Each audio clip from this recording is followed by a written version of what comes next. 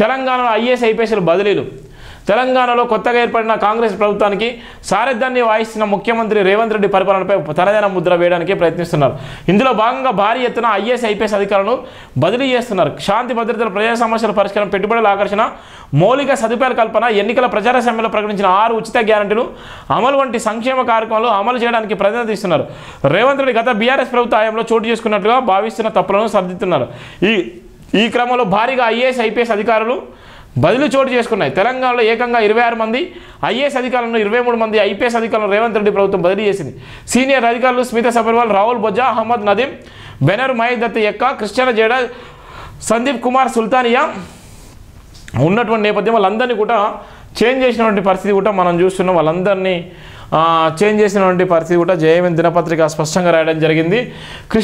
కృష్ణ భాస్కర్, జ్యోతి బుద్ధ ప్రకాష్, ఎం Raghunandan Rao, B వెంకటేశ్వర్తో పాటు పలువురు అధికారులు బదిలీ అయ్యారు. బదిలీ అయిన ఐఏఎస్ అధికారులు అహ్మద్ నజీద్ ప్రణాళిక శాఖ ముఖ్య కార్యదర్శి, మహిదత్ యొక్క mines and geology, Rahul Bojja నీటిపారుదల శాఖ కార్యదర్శి, doctor M Bharat tribal welfare secretary, doctor A Bharat tribal welfare secretary, Smita Sabharwal finance commission member secretary, Divya Prajavani nodal officer, director municipal, Bharat Olkeri director archaeology, Krishna Aditya కార్మిక శాఖ director, Chittem Lakshmi TS dairy MD, Ayesha Masrath Khanam minority శాఖ కార్యదర్శి, S Sangeetha Satyanarayana CMO joint secretary, సర్వే సంగీత సత్యనారాయణ కూతురు CMO joint సెక్రటరీగా కూడా నియమితులయ్యారు.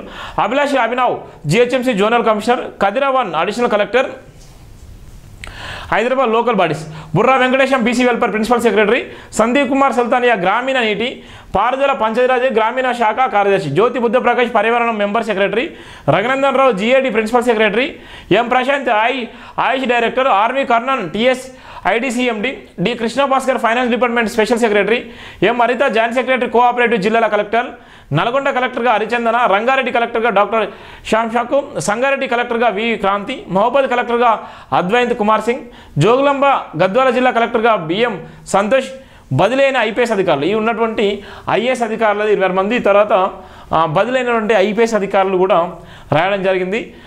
సాంకేతిక సర్వీసుల అదనపు డీజీపీగా వివి శ్రీనివాసరావు, కోఆర్డినేషన్ డీఐజీగా గజరావు భూపాల్, మహిళా భద్రత విభాగం డీఐజీగా రేమరేశ్వరి, రాజేంద్రనగర్ డీసీపీగా సిహెచ్ శ్రీనివాస్, హైదరాబాద్ ట్రాఫిక్ డీసీపీగా ఆర్ వెంకటేశ్వరు, రామగుండ సిపిగా చౌహాన్, ఎల్బీనా డీసీపీగా సిహెచ్ ప్రవీణ్ కుమార్, టీఎస్ ట్రాన్స్కో ఎస్పీగా ఉదయ్ కుమార్ రెడ్డి, మాదాపూర్ డీసీపీగా వినీత్, జోగులాంబ డీఐజీగా జోయల్ డేవిస్, డీజీపీ కార్యాలయానికి విష్ణు వారియన్ను, మల్కగిరి డీసీపీగా పివి పద్మజ, నిర్మల ఎస్పీగా Janaki Sharmila, south east zone డీసీపీగా జానకి ధర్వత్, ఖమ్మం సిపిగా సునీల్ దత్, సిఐడి ఎస్పీగా ఎస్ రాజేంద్ర ప్రసాద్, ఆదిలాబాద్ ఎస్పీగా గౌశాలం, ములుగు ఎస్పీగా శివరాజ్, మెడ్చల్ డీసీపీగా నిఖితా పంత్, సిద్దిపేట సిపిగా అనురాధ, భద్రాద్రి కొత్తగూడెం ఎస్పీగా బిరుదురాజ్, మెదక్ ఎస్పీగా బాలస్వామి, జయశంకర్ భూపాలపల్లి ఓఎస్డీగా అశోక్ కుమార్ ఉన్నటువంటి చాలా భారీ స్థాయిలో ఏదైతే ప్రభుత్వం వచ్చిన స్థాయిలో తనకంటూ ఒక ముద్ర వేసుకునే నేపథ్యం ఉంటుంది. ఒక పోలీస్ అధికారులతో పాటు ఐఏఎస్ ఐపీఎస్ అధికారుల పరిపాలన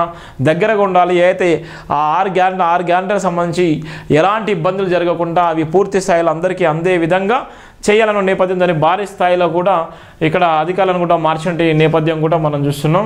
ఏది ఏమైనప్పటికీ చాలామంది అయితే సీనియర్ ఏదైతే బీఆర్ఎస్లో ఉన్నటువంటి ఐఏఎస్ ఐపీఎస్లు చాలా వరకు ఇష్టానుసారంగా చేసి బీఆర్ఎస్ను భుజస్కంధాలపై మోసినటువంటి ఐఏఎస్ ఐపీఎస్ అధికారులు ఈరోజు వాళ్ళు కనుమరుగయ్యేటువంటి నేపథ్యం ఉంది. ఏది ప్రభుత్వం ఉన్నా, ఏది ఎప్పటికీ ఉన్నా ప్రభుత్వాలు మారుతూనే ఉంటాయి, కానీ ఐఏఎస్ ఐపీఎస్లు అంటే ఎప్పటికీ మారరు. మీరు ఏ ప్రభుత్వం ఉన్నా మీరు పనిచేయాల్సింది అది రాజ్యాంగానికి లోబడి రాజ్యాంగ హక్కులను కాలరాసేటువంటి పరిస్థితి కూడా ఉంటుంది. ఒకవేళ రాజకీయ నాయకులు రాజ్యాంగ హక్కులను కాలరాసేటువంటి ప్రయత్నం చేసినప్పటికీ కూడా మీరు ప్రశ్నించేటువంటి గొంతుకలు మీరు చెప్పాల్సిన అవసరం ఉంటుంది. గతంలో వైఎస్ రాజశేఖర రెడ్డి హయాంలో ఉన్నటువంటి శ్రీలక్ష్మి జైలు జీవితాన్ని గడిపింది. అలాంటి జీవితాలను ఎంతోమంది ఐఏఎస్ ఐపీఎస్ అధికారులు కూడా జైలు జీవితాన్ని గడిపారు. ప్రభుత్వానికి దగ్గర ఉండి ప్రభుత్వం నేను ఎంత చెప్తే అంతే ఉంటుంది, ప్రభుత్వానికి నేనేగా కర్త కర్మ క్రియ అని చాలామంది ఐఏఎస్ ఐపీఎస్ కానీ కొంతమంది అధికారులు కానీ మీ చేసుకునే ప్రయత్నం చేస్తారు. తర్వాత ఇట్లాంటి పరిస్థితి ఉంటుంది. అందుకోసమే ఎప్పుడైనా న్యూట్రల్గా ఉండాలి. ఎప్పుడైనా ప్రజలకు సేవ చేసే అదృష్టం మీకు కల్పించినందుకు ఆ భగవంతుడైతే భగవంతునికి, లేకపోతే రాజ్యాంగం అయితే రాజ్యాంగానికి లోబడి మీరు ప్రజలకు సేవ చేయాలి తప్ప రాజకీయ నాయకులు ఉంటారు పోతారు.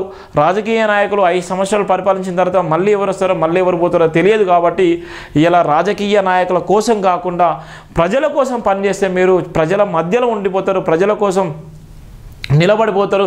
ప్రజలు మిమ్మల్ని గుండెలు పెట్టుకుంటారు. ప్రజలు మిమ్మల్ని అత్యున్నతమైన స్థాయిలో కూడా నిలబెట్టేటువంటి పరిస్థితి ఉంటుంది. అందుకోసమని ప్రజల కోసం పనిచేయాలి, ప్రజల ఆత్మగౌరవం కోసం పనిచేయాలి, ప్రజలకు కావాల్సినటువంటి అవసరాలను నిమిత్తం పనిచేయాలి, ప్రజలకు లోబడి పనిచేయాలి, ప్రజల అవసరాలు తీర్చే విధంగా అధికారులు ఉండాలి తప్ప ఏదైతే రాజకీయ నాయకులు చెప్పినటువంటి రాజకీయ నాయకులు వేసేటువంటి ఎంగిలి మెతుకులకు రాజకీయ నాయకులు వేసేటువంటి అనేకమైనటువంటి నిందలు అవమానాలు మీరు మోస్తూ మీ యొక్క ఆత్మగౌరవాన్ని మీ ఉద్యోగాన్ని కూడా తాకట్టు పెట్టే విధంగా ఉంటే ప్రజలు ఎప్పటికైనా ప్రజల దృష్టిలో మీరు జీరోగానే ఉంటారు. ఆత్మగౌరవం లేని ఐఏఎస్ ఐపీఎస్లు అనేటువంటి నినాదం కూడా ఉంటుంది. చాలామంది ఉద్యోగస్తులు గవర్నమెంట్ ఉద్యోగస్తులుగానే గవర్నమెంట్ జీతం ఇస్తే నెలలకు మా జీతం ఇస్తుంది, మమ్మల్ని అన్నటోడు ఎవడు, మమ్మల్ని ఏం చేస్తాడు ఏమున్నాను. కానీ ఇక్కడ ఉన్నటువంటి రాజకీయాలు ఏమైనా చేస్తాయి, రాజకీయ నాయకులు ఎప్పుడైనా ఏదైనా జరుగుతాయి. అందుకోసమే ఇలా ఉన్నటువంటి నేపథ్యంలో రాజకీయ నాయకులకు ఎంతవరకు ఉండాలో అంతవరకే ఉండాలి, ఎంత లోబడి పనిచేయాలో అంత లోబడే పనిచేయాలి, ఎంతవరకు కరెక్ట్ పని చేస్తున్నా మీ ఆత్మ గౌరవంతో మీరు చెప్పుకునే విధంగా ఉండాలి. లేకపోతే ట్రాన్స్ఫర్ చేస్తారు కావచ్చు, లేకపోతే ఇంకా వేరే దగ్గర పోతారు కావచ్చు, కానీ మీ ఉద్యోగం అయితే ఎవరు కూడా తీసేసిన దమ్ము ధైర్యం ఉండదు. మీ ఉద్యోగాన్ని టచ్ చేసేటువంటి పరిస్థితి ఎవరికి ఉండదు, రాష్ట్ర ముఖ్యమంత్రికి ఉండదు, ఎవరికి ఉండదు. అందుకోసమని ఆత్మగౌరవంతో మీరు పోటీ చేసి ఆత్మగౌరవంతో మీరు పనిచేసినట్టయితే మిమ్మల్ని గుండెలు పెట్టుకునే నేపథ్యం ఉంటే చాలామంది ఐఏఎస్ ఐపీఎస్లు కూడా ఇవాళ కనుమరుగయ్యేటువంటి నేపథ్యం కూడా ఉంది. ఇవాళ ఏదైతే బీఆర్ఎస్కి సంబంధించి బీఆర్ఎస్ గెలిస్తే బీఆర్ఎస్లో ఉన్నటువంటి చాలామంది బీఆర్ఎస్ గెలిస్తే చాలామంది కూడా ఉపయోగపడేటువంటి నేపథ్యం ఉంది. కొంతమంది ఐఏఎస్ ఐపీఎస్ అధికారులు, కొంతమంది ఇదే బీఆర్ఎస్లో ఉన్న నేపథ్యంలో చాలామంది గ్రూప్ లైన్లో ఉన్నటువంటి ఐఏఎస్ ఐపీఎస్ అధికారులు కూడా తెరపైకి కూడా రాలేదు. గత 10 సంవత్సరాల నుంచి తెరపైకి రానిటువంటి ఐఏఎస్ ఐపీఎస్ అధికారులు ఇవాళ ఉన్నటువంటి ఏదైతే కాంగ్రెస్ ప్రభుత్వం వచ్చిన తర్వాత వాళ్ళని తెరపైకి సెలెక్ట్ చేసి వాళ్ళ గురించి తెలుసుకొని వాళ్ళకు ఉన్నటువంటి బ్యాక్గ్రౌండ్ వాళ్ళ గతంలో చేసినటువంటి ఏ విధంగా ఉంది వాళ్ళ రికార్డుని తెరపై తీసుకొచ్చి వాళ్ళకి అత్యున్నతమైన స్థానాన్ని కల్పించి ఇలా తెరపై తీసుకొచ్చినటువంటి చాలామంది ఐఏఎస్ ఐపీఎస్ అధికారులు ఉన్నారు. ఇలా రేవంత్ రెడ్డి ఒక మార్కు అనేటువంటి నినాదం కూడా ఉంది. ఈ మార్కు ఏ విధంగా ఉంటుంది, సామాజిక పరంగా న్యాయం జరిగేతుందా, సామాజిక పరంగా న్యాయం జరగకపోతే ప్రజలు ఏ విధంగా మళ్ళా బీజేపీని కానీ లేకపోతే బీఆర్ఎస్ని కానీ లేకపోతే కాంగ్రెస్ని కానీ నమ్మేటువంటి పరిస్థితి ఉంటుంది. ఈ 3 పార్టీలు ఒకే విధంగా ఈ 3 పార్టీలు ఎప్పుడైనా వాళ్ళ ఆధిపత్యం కోసం మాత్రమే మాట్లాడేటువంటి ఛాన్స్ ఉంటుంది, ఆధిపత్యం కోసం మాత్రమే చేసేటువంటి రాజకీయాలు ఉంటాయి అనేటువంటి ఆందోళన చెందేటువంటి పరిస్థితి కూడా గతంలో ఉన్నట్టుగానే ఒకవేళ ఉంటుంది అన్నటువంటి వార్తను కూడా మనం చూస్తున్నాం. ఏది ఏమైనప్పటికీ